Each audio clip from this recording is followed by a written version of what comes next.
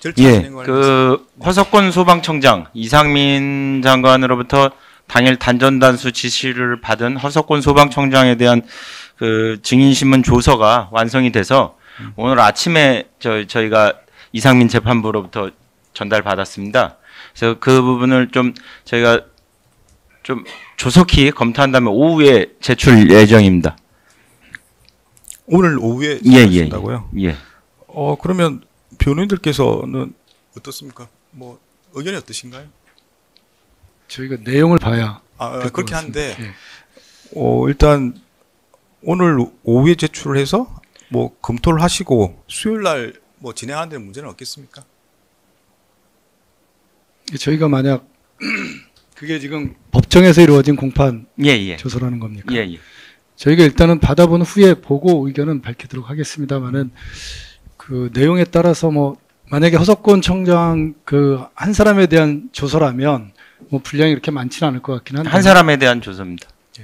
그리고 아마 그게 주된 내용은 뭐 이상민과 관련된 예. 내용일 거고 아마 여기는 이제 전반적인 상황에 대한 자료로 제출되지 않을까 싶습니다. 그래서 이제 피고인과 직접적인 내용이 아니고 이상민 장관 관련된 내용을 저는 추측을 하고 있습니다. 추측하는데 일단 저도 내용을 봐야 알 수 있는 거고 그래서 아마 제 생각에는 별 문제는 없을 것 같긴 한데 혹시 뭐 보시고 이의가 있거나 의견이 있으면 바로 말씀해 주십시오. 그러면 허석권에 대한 서정이 문제없이 진행이 된다면 수요일 날 또 조사를 해야겠죠. 예. 일단 뭐 진행을 해보시고 나중에 변호인 의견도 한번 들어보겠습니다. 네. 네, 혹시 뭐 더 말씀하실 게 있으신가요? 없습니다. 없으시고. 네, 변호인께서 변호인 의견서를 내셨는데요. 어떤 내용인가요? 네. 예.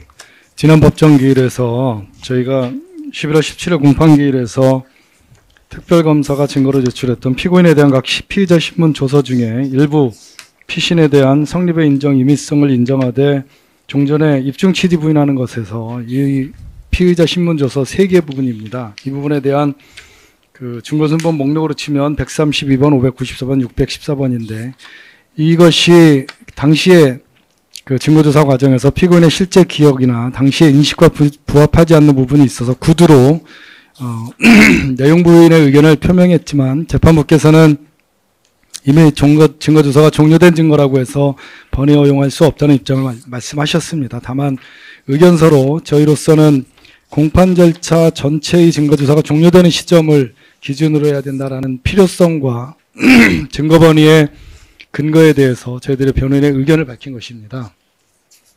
간략하게 그 요지를 말씀드리면 4페이지에서 말씀드리는 것처럼 증거조사 종료 시점에 관한 해석은 재판부께서 말씀하신 것처럼 개별 증거조사가 종료했을 때 더 이상 번위를 할 수 없다는 견해와 공판 절차 전체의 증거조사가 종료되기 전까지는 증거 의견의 번위가 가능하다는 견해가 나누어질 수 있는데 형사소송법의 문헌과 그리고 공판 중심주의의 강조, 실질적인 피고인의 방어권 보장을 위해서는 저희가 종료 시점까지는 전체 증거조사 종료 시점까지는 번위가 가능하다는 입장입니다. 그리고 이 사건과 같이 특히 증거 목록에 따라서 저희가 증거 의견을 밝힌 후에 그 다른 증인들의 증언이나 객관적인 증거, CCTV나 통화 내역 등이 조사가 되고 이 과정에서 피의자 신문 조서의 내용이 객관적 사실과 부합하지 않는 점이 드러나는 경우에는 사후적으로 피의자 신문 조서의 내용을 부인할 필요가 있습니다. 이것이 공판 중심주의에 부합을 하고요.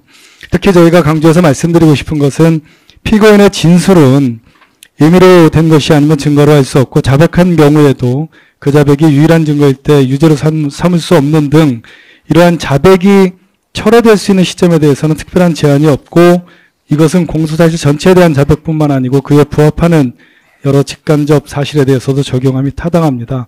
따라서 이러한 내용 부인에 관한 시기에 관해서는 법문에 명확한 제한을 두고 있지 않은 이상 피고인에게 최대한 유리하게 해석하는 것이 공판 중심주의와 피고인의 방어권 보장을 위해서 필요하다는 것이 변호인의 의견입니다.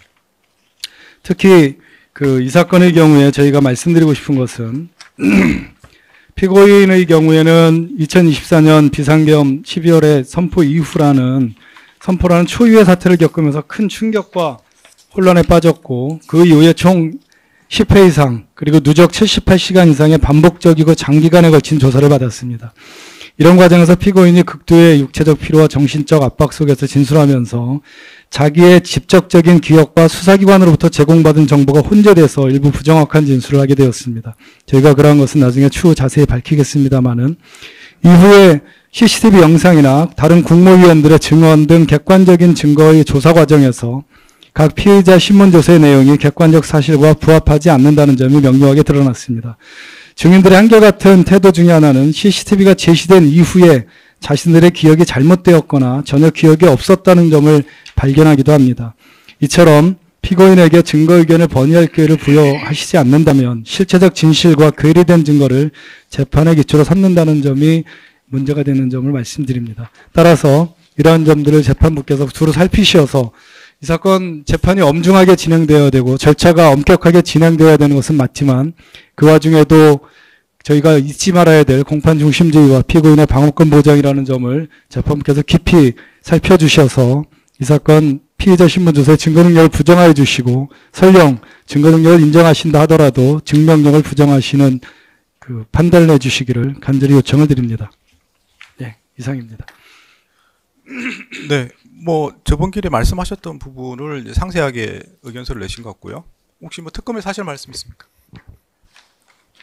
예, 본건과 관련해서는 이미 증거 조사도 마무리됐고 또 관련 증거 서류가 제출이 된 이후의 번이기 때문에 이 부분에 있어서는 그대로 피고인의 피의자 신문 조서는 증거 능력이 인정된다는 것이 특검의 의견입니다.